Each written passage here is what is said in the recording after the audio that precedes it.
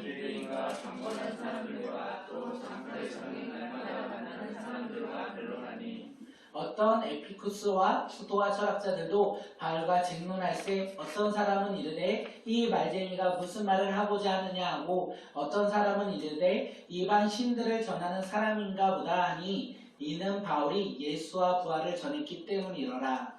그를 붙들어 아레오파고로 왕이야 말하기를 내가 말하는 이 새로운 가르침이 무엇인지 우리가 알 수 있겠느냐. 내가 어떤 이상한 것을 우리에게 들려주니 그 무슨 뜻인지 알고자 하노라 하니 모든 악의 사람과 거기서 하는 외국인들이 가짜스러운 것을 말하고 근거 위에는 다시 전할 수 있지 않느니라. 바울이 아레오바고 가운데 서서 말하되 아덴 사람들아 너희를 보니 범사에 종교심이 많도다. 내가 들어다니며 너희가 위하는 것들을 그러나 알지 못하는 신에게라도 새긴 단도 보았으니 그런즉 너희가 알지 못하고 위하는 그것을 내가 너희에게 알게 하리라. 우주와 그 가운데 있는 만물을 지으신 하나님께서 천지의 주제시니 손으로 지은 전에 계시지 아니하시고 함께 읽도록 하겠습니다. 또 무엇이 부족한 것처럼 사람의 손으로 섬김을 받으시는 것이 아니니 이는 만민에게 생명과 호흡과 만물을 친히 주시는 이심이라. 아멘. 꿈꾸는 예배에 오신 모든 분들을 주님의 이름으로 환영하고 사랑합니다. 우리가 더욱더 사랑하기 위해서 기도하는 공동체가 되었으면 좋겠고 특별히 우리 자녀들을 위해서 기도하면 좋겠습니다. 이 꿈꾸는 예배에 세 가지의 은혜가 가득 임하였으면 좋겠습니다. 첫째는 하나님의 영광이 이 예배 가운데 가득 임하길 바랍니다. 두 번째는 예수 그리스도의 이름만을 고백하는 귀한 예배의 시간이 되길 바랍니다. 마지막으로 주님이 약속하신 성령님이 이 시간 충만하게 임하여 우리 예배드리는 각 사람이 성령 충만함을 받고 또한 이 예배가 성령 충만한 예배가 되어 믿음으로 나아가는 우리 공동체가 되길 바랍니다. 이 세 가지의 은혜가 차고 넘쳐났으면 좋겠고 이 세 가지의 은혜가 우리의 가정에서도 우리의 직장에서도 차고 넘쳐나길 바랍니다. 그것을 기대하며 살아가는 우리 꿈꾸는 공동체가 되길 축복합니다. 그것을 기대하십니까? 네, 저도 많이 기대하거든요. 우리 함께 더 기대했으면 좋겠어요. 하나님이 오늘 우리에게 주신 말씀의 제목은 분노한 바울입니다. 함께 제목 읽도록 하겠습니다. 시작. 분노한 바울. 분노한 바울. 바울이 왜 오늘 본문 가운데 격분하였는지 분노하였는지 우리가 오늘 말씀을 통하여 깨달았으면 좋겠고 그 깨달음을 통하여 우리의 삶에서도 바울과 같은 심정이 있었으면 좋겠습니다. 어떤 말씀인지 기대하며 그것이 무엇인지 우리가 말씀을 통하여 깨닫고자 합니다. 오랜만에 지금 사도행전 이렇게 얼굴 보면서 말씀을 전하는 것 같아요. 그래서 우리가 사도행전을 다 볼 수는 없지만 2차 선교 여행을 잠시 나눴으면 좋을 것 같아요. 우리 PPT 한 장만 넘겨주세요. 그래서 한번 넘기면 바울의 선교 여행지 우리가 지난번에 8월달 첫 주에 봤던 선교 여행지거든요. 우리 이 그림을 보면서 함께 말씀 나누도록 하겠습니다. 바울이 2차 선교 여행을 다시 한 이유가 무엇이냐면 그들이 1차 선교 여행에서 만난 믿음의 형제들이 신앙 안에서 어떻게 지내는지 궁금함이 생겼습니다. 그래서 그들은 그 1차 선교 여행에서 만난 이 믿음의 형제들을 보고자 떠난 여행이 2차 선교 여행의 시작이었어요.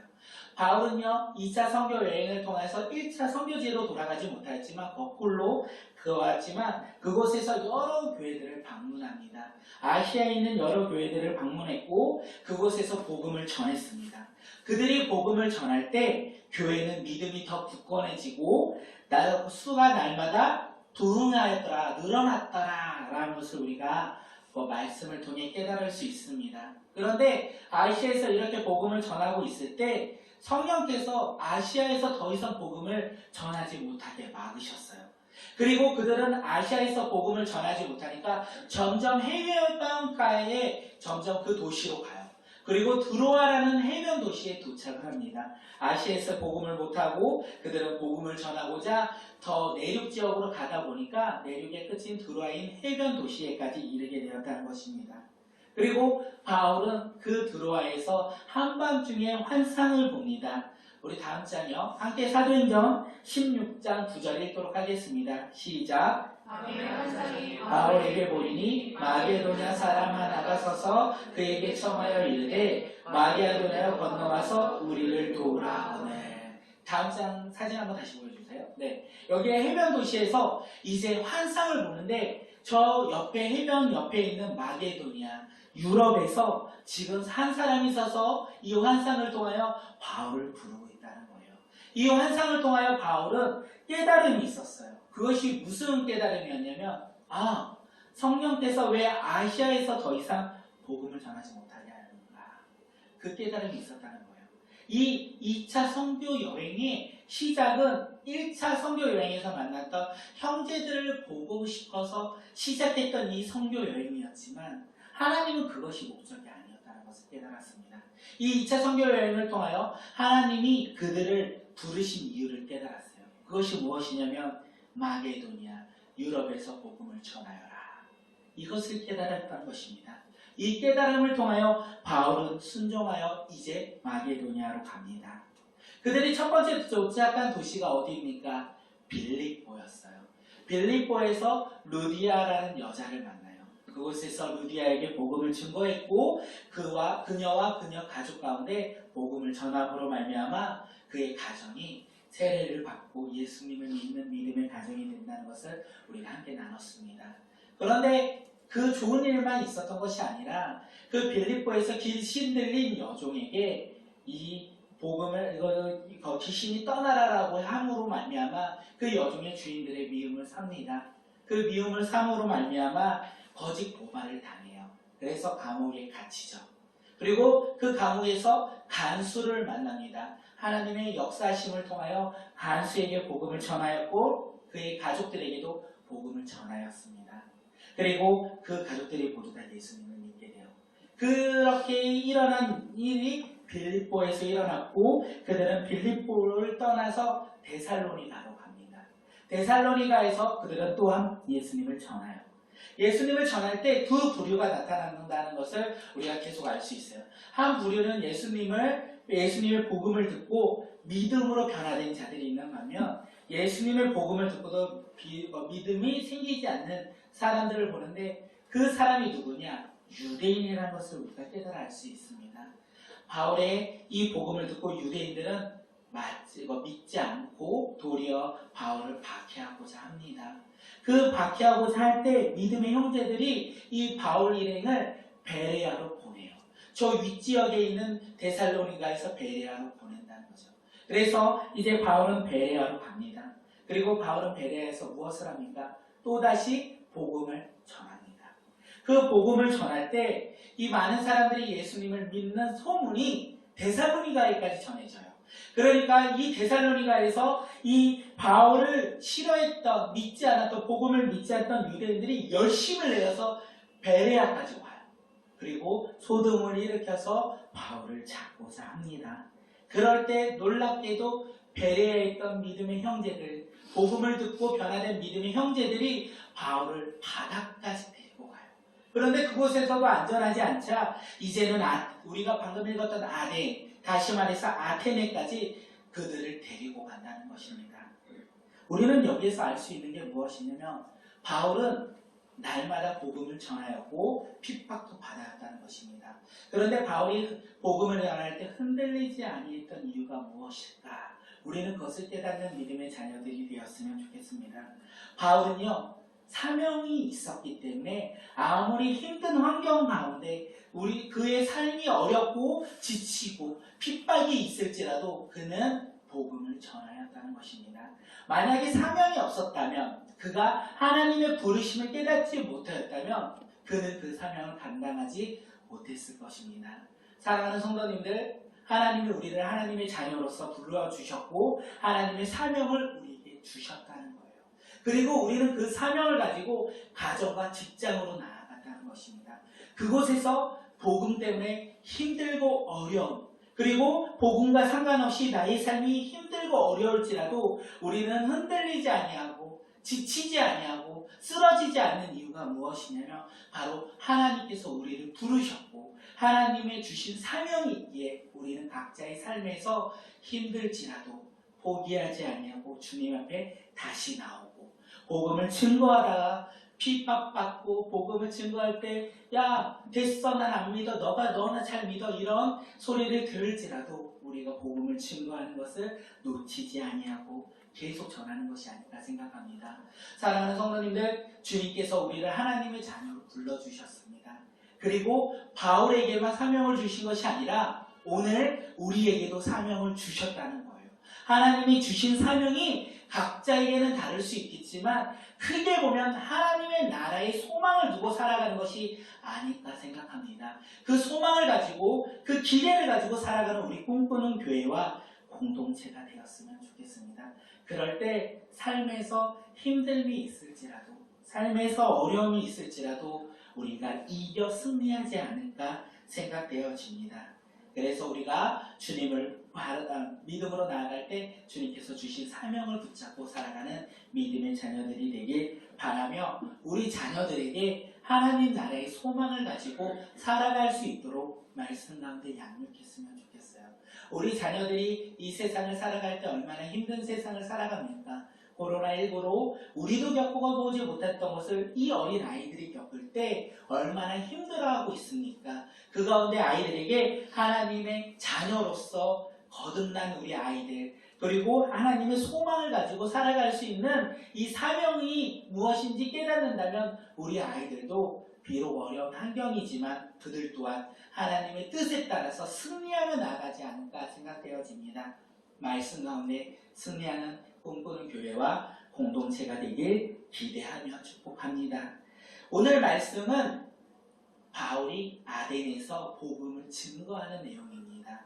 오늘과 내일 다음 주에 두 주에 나눠서 말씀을 좀 나누고자 합니다. 첫째는 바울이 왜 아덴에서 복음을 증거했을까? 그리고 아덴에서 첫 번째로 외친 이 사도 바울이 말한 하나님은 누구인가? 우리가 여기까지 함께 말씀을 나누고 그 다음 주에는 이 아테네에서 복음을 증거하는 마지막까지 함께 말씀을 나누고자 합니다. 함께 사도행전 17장 16절 우리 함께 읽도록 하겠습니다. 시작. 우리가 아테네에서 그들을 기다리고 있는 곳에 온 도시가 무상으로 가득 차 있는 것을 보고 격분하였습니다. 사도 바울은 이제 베레아에서 아테네로 도착을 했습니다. 그리고 그는 그곳에서 복음을 전하기보다 사람들이 기다렸어요. 실라와 디모데를 기다렸다는 거예요. 그리고 일행들을 기다리고 있었습니다. 그 기다리면서 가만히 앉아 있었던 것이 아니라 아테네를 한번 둘러보았던 것 같아요.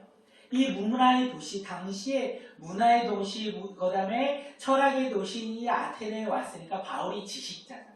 지혜 있는 자잖아요. 이 아테네를 보면서 한번 둘러보지 않았을까 생각합니다.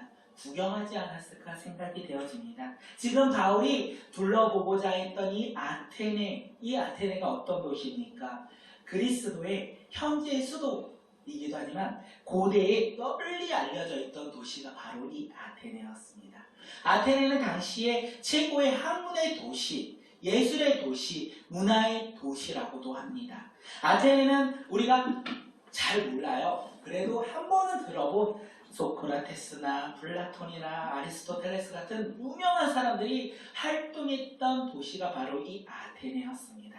그리고 많은 사람들이 이 아테네를 가리켜 뭐라고 얘기하냐면 모든 지혜의 본고장이다 이렇게 이야기합니다. 그만큼 아테네 사람들은요 자부심이 있었어요. 지식이 많고 철학적으로서 살아가는 그들은 참 스스로에게 자부심이 있는 사람들이 바로 아테네 사람들, 아테네 도시가 아니었을까 합니다. 이 아테네 도시는 이렇게 철학의 도시이기도 하지만 다른 말로 신들의 도시 이렇게도 이야기합니다. 혹시 아테네 갔다 오신 분 계신가요? 이 말씀을 준비하면서 아테네 한번 가봐야 되겠다 라는 생각을 좀 했습니다. 왜냐하면 주석에서 조금 찾아보니까 이 아테네를 아크로폴리스 광장 위에 왕관처럼 솟아있는 파르테논 신전이 있다 이렇게 얘기하는데 잘 느낌이 안 와요. 느낌이 안 와서 한번 가봐야 되겠다. 제가 제일 먼저 가야 될 나라는 예루살렘 한번 가보고 로마 가보고 아테네 한번 가보고 바울이 여행했던 선교지를 한번 가봐야 되겠다 생각을 합니다. 그래서 가기 전에 눈으로 볼 수가 없기 때문에 제가 지도로 한번 찾아보았거든요. 한번 지도 다음 장 한번 넘겨주세요. 네, 이렇게 생겼다고요. 이게 아테네 도시의 한가운데 솟아난, 그래서 왕관처럼 솟아난 이 표현이 이것을 보고 얘기했구나. 왕관처럼 솟아난 저 신전을 가리켜 어떤 신전이라고는 파르테논 신전이라고 합니다. 이렇게 아테네는 신전이 가득했습니다. 그리고 우상도 이 도시에 300여 개가 있었다고 하고요. 신들은 3만여 개가 있다라고 합니다. 그런 아테네, 우상이 가득 찬 아테네 도시를 이야기합니다. 아테네의 이 명칭의 의미를 아십니까? 아테네는 지혜와 전쟁의 여신의 이름을 따서 지은 것이 바로 아테네라고 합니다. 사도 바울이요, 지금 이렇게 신라와 디모데를 기다리면서 이 아테네 도시를 돌아가는 거예요. 철학의 도시, 문화의 도시이기도 하지만 반대로 바울에게 있어서 이 아테네는 우상의 도시라는 거예요. 수많은 신전이 있었고 수많은 신들이 있었습니다. 신들이 너무 많다 보니까 우리가 읽다가도 보지만 이름이 없는 신까지 있는 신들, 3만여 신, 아무리 이름을 지어도 우상을, 이 신들의 이름을 지어도 짓다 못해 이름 없는 신까지 지은 곳이 바로 아테네라는 곳입니다. 이 아테네를 보면서 지금 바울의 이 마음 가운데 격분함이 일어난 거예요. 분노가 일어났다는 거예요. 바울이 이렇게 격분한 이유는 스스로에게 화가 있어서 다른 사람들에게 피해를 봐서 화가 일어난 것이 아니라 그는 우상을 보고 격분하고 분노했다는 것입니다. 다시 말해 그가 격분하는 것은, 분노한 것은 스스로의 분노가 아니라 그 안에 계신 하나님의 심정으로, 그 안에 있는 예수의 심정으로 그 우상의 도시를 바라보니까 그가 분노했다는 거예요. 그가 분노한 이유는 세상의 기준과 자신의 바람에 화가 난 것이 아니라 예수의 심정을 가지고 우상을 바라보니까 분노가 일어났다는 것입니다. 그가 분노가 일어난 건 두 가지입니다. 왜 일어났냐? 우상을 섬기는 이 어리석은 사람들 때문에 분노가 일어났고요.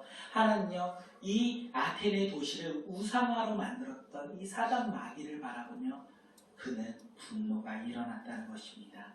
사랑하는 성도님들, 우리는 언제 분노하십니까? 우리는 성향이 너무나 좋아서 분노를 느끼지 않을 수 있어요. 그런데 우리가 분노를 느낄 때는 스스로에게 있어서 분노가 일어날 때도 있을 것이고 다른 사람 때문에 우리가 분노가 일어날 수도 있을 것 같습니다. 제가 언제 분노했나라니까 저는 성격이 너무 좋아서 사실 화를 잘 내지 않는 성향 아닌 거 아시죠? 네, 아니에요. 네, 아니에요. 저의 모습을 한 주간 돌아보면서 분노가 너무 자주 일어났었어요. 그러면서 언제 일어났나, 크게 일어났던 사건은 회사에서 일을 하면서 이제 저희가 평가 준비를 합니다. 2달 동안 준비를 하면서 서류를 다 준비해요. 그리고 이게 내일, 월요일날 있었던 사건인데 화요일날 접수를 마감하는 날이 나와야 돼요. 그래서 월요일날 또 보고 봤는데 틀린 거예요. 근데 그걸 준비했던 친구가 틀린 이유도 모르고 있고 왜 틀렸는지 생각도 안 하고 있는 거예요. 그래서 너무 화가 나는 거지. 야 임마 하면서 분노를 일으켰던 저의 모습을 봅니다.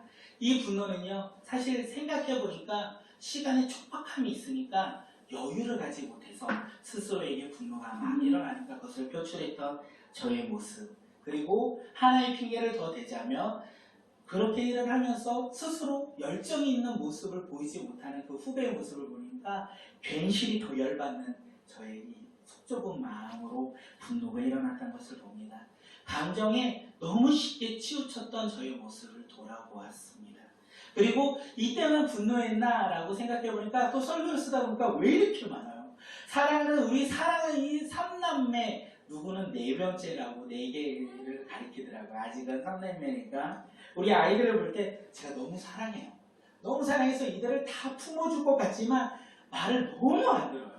너무 안 들어서 시켰는데 안 하고 똑같은 걸 말했는데 안 하고 똑같은 걸 말했는데 안 했을 때 이제 분노가 일어나서 제가 아이들에게 이야기를 했던 모습도 참 많이 떠올랐습니다.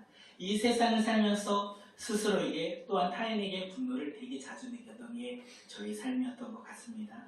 그런데 반대로 우상을 섬기는, 그리고 우상에 빠져서 미련하게 살아가고 있는 사람을 보면서 바울처럼 분노하지 않는 것이 또한 저의 모습이었던 것 같습니다.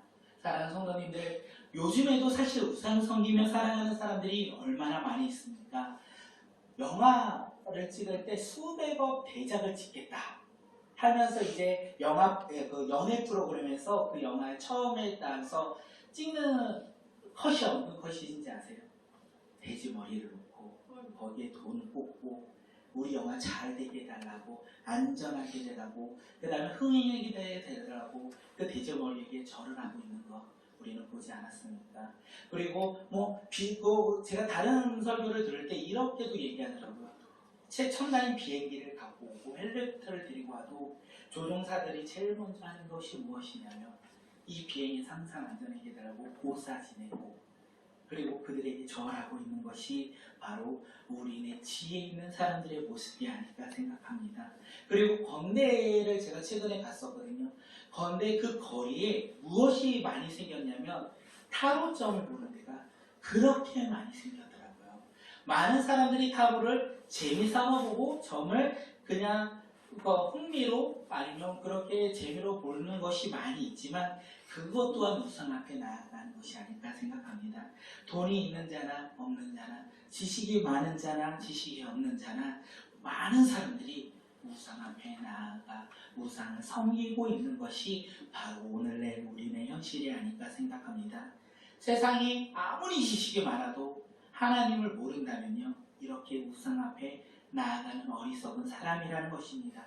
사도 바울이 로마서에서 이렇게 얘기합니다. 함께 로마서 1장 22절, 23절 읽도록 하겠습니다. 시작. 사람들은 스스로 지혜가 있다고 주장하지만 실상은 어리석은 사람이 되었습니다. 그들은 썩지 않는 하나님의 영광을 썩어 없어질 사람이나 새나 메갈 짐승이나 기어다니는 동물의 형상으로 바꾸어 놓았습니다. 성경에서는 스스로를 지혜 있다라고 말을 하지만 그런 사람들을 가리켜 우리는 무엇이라고 하면 어리석은 사람이다.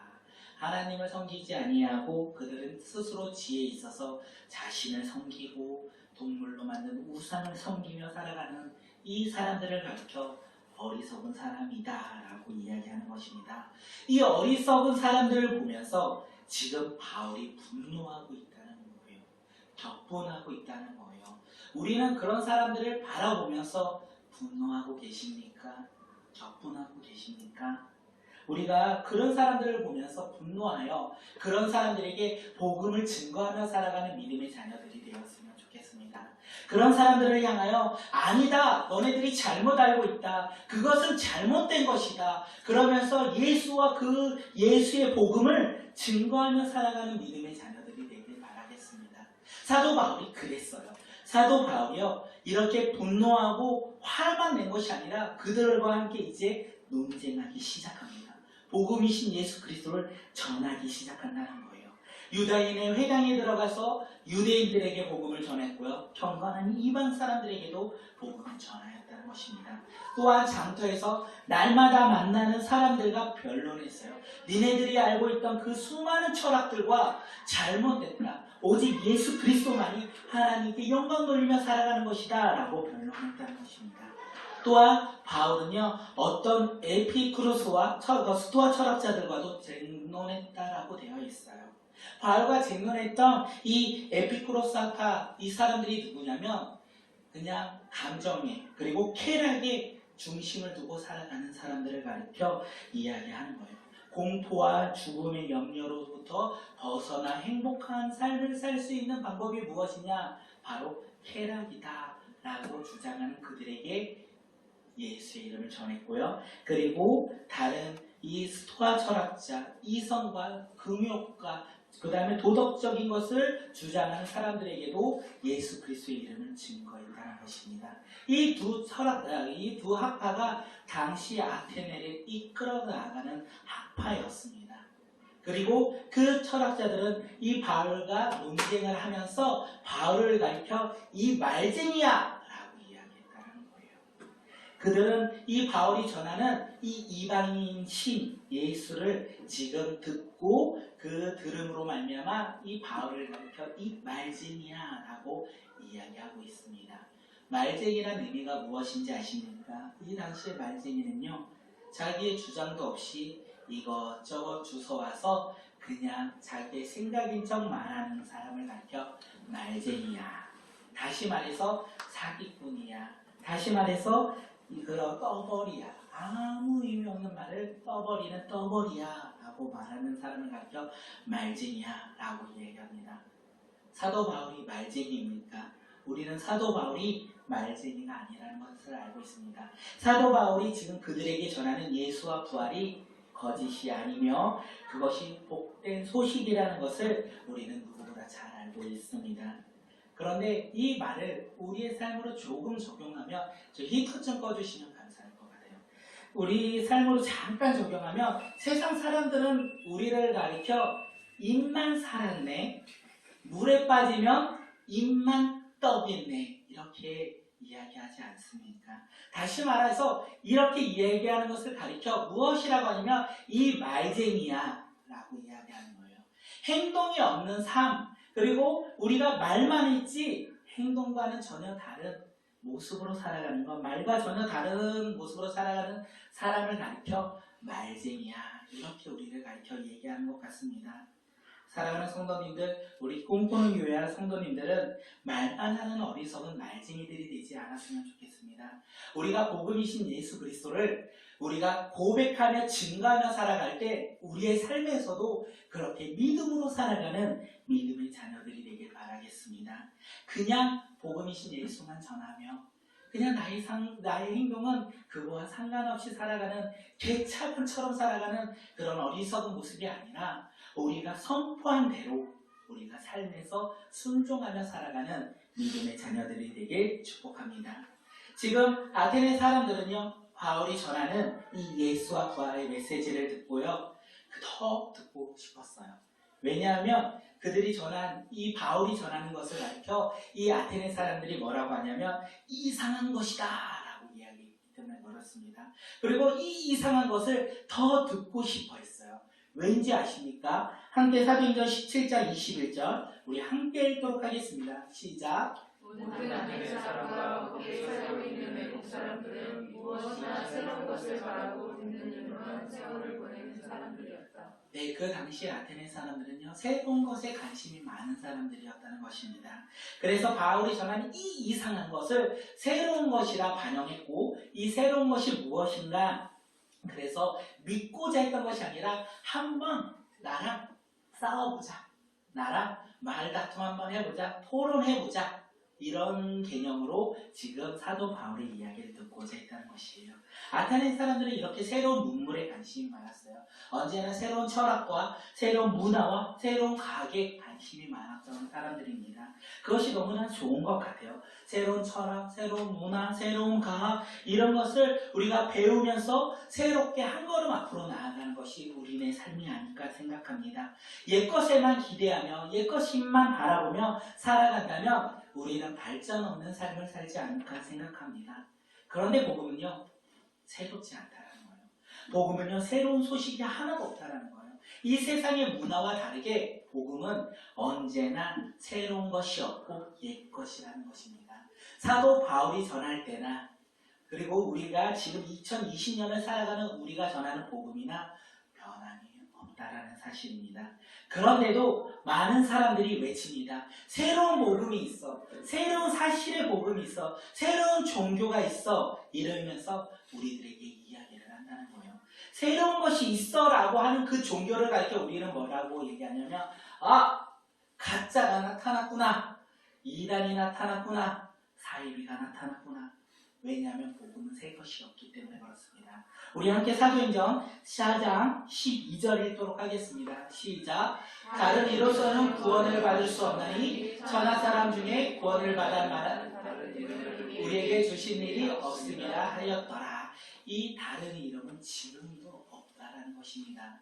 사랑하는 성도님들, 우리가 복음 안에서는 새로운 것을 찾아 떠나는 자들이 아니라 복음 안에서는 예전 것을 찾고 그것을 나의 삶에 적용하여 나아가는 믿음의 자녀들이 되었으면 좋겠습니다. 이 시간 옆 사람을 한번 축복하겠습니다. 새로운 복음은 가짜입니다. 함께 인사하도록 하겠습니다. 시작. 새로운 복음은 가짜입니다. 새로운 복음은 가짜입니다. 우리가 새로운 복음을 전하는 많은 사람들에게 이 가짜야 물러가라 라고 외치는 믿음의 자녀들이 되었으면 좋겠습니다. 사도 바울은 우상이 가득 찬 이 아테네를 보고요, 이제 분노해서 회당에서도 복음을 전했고요, 장터에서도 복음을 전했고, 이제는 토론의 중심지인 아레오파고로 이 바고에서도 지금 복음을 전하고 있다는 거예요. 예수와 부활을 전할 기회를 얻고 그는 많은 사람들 앞에 이제 새로운 복음을 전하기 시작했다는 거예요. 그들의 입장에서는 이방이 이상한 것, 이 예수와 부활에 관한 이 메시지를 전하고 있다는 것입니다. 바울은 이제 설교를 시작합니다. 설교를 시작하면서 첫 번째로 했던 말이 무엇이냐면, 너희는 범사에 종교심이 많다. 너희는 종교심이 많아서 알지도 못하는 신에게 제사를 지낸다 라고 이야기하고 있습니다. 아테네 사람들, 방금도 말씀드렸지만 신이 너무나 많았어요. 3만여 신들이 있었다는 거예요. 그들의 신의 이름을 짓다 못하여 이제 알지도 못하는 신에게 절을 하고 제사를 지내고 있다는 것입니다. 바울은 그것을 얘기하면서 너희의 종교심은 많다, 어리석은 사람들아, 이렇게 얘기하고 있다는 것입니다. 그러면서 그 너희들의 어리석은 가운데 하나님이 얘기해 줄게, 너희가 찾고 찾는, 알지 못하는 신까지 찾는 너희의 이 종교심에 너희들이 믿는 수많은 우상 가운데 하나님을 내가 소개할게, 이러면서 얘기하고 있습니다. 바울은 이 하나님을 어떻게 고백하냐면, 우주와 그 가운데 있는 모든 만물을 지으신 이가 있는데 그가 하나님이다, 이렇게 외치고 있다는 거예요. 하나님이 우주와 이 모든 만물을 지으신 분이다 외치고 있고, 하나 더, 그 천지의 주제다 라고 하는데, 다시 말하면 하나님께서 이것을 지으시고 다스리시고 통치하시는 주인이다 라고 이야기하고 있다는 것입니다. 그들은 수많은 신들을 믿었습니다.